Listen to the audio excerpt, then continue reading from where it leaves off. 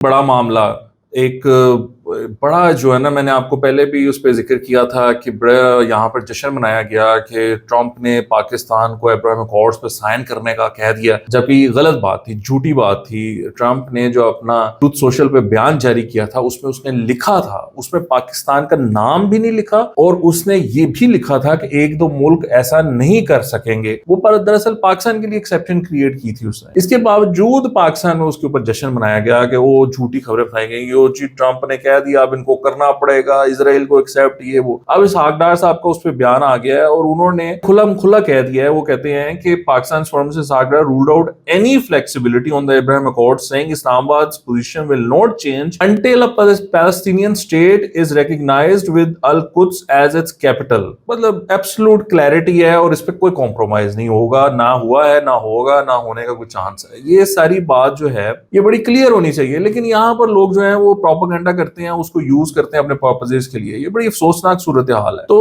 अब इसके ऊपर अब क्या रह जाता है पीछे? मतलब अगेन ट्रंप की जुर्रत नहीं हुई कि वो पाकिस्तान को कहे कि यार अब्राहम अकॉर्ड्स को आप साइन करो, लेकिन फिर भी प्रोपेगेंडा हुआ। अब पाकिस्तान के फॉरेन मिनिस्टर और डिप्टी प्राइम मिनिस्टर इसहाक ने कह दिया है कि भैया हम तो नहीं उसको करेंगे जब तक पैलेस्टीनियन स्टेट नहीं स्टैब्लिश हो जाती, जब तक अल-कुद्स का एज अ कैपिटल नहीं स्टैब्लिश हो जाता। सो ये मतलब उसको प्रोपेगेंडा करना कि जी हम मान गए हैं, लेट गए हैं, हम ये कर गए, ये ज्यादती है, ये ठीक नहीं है।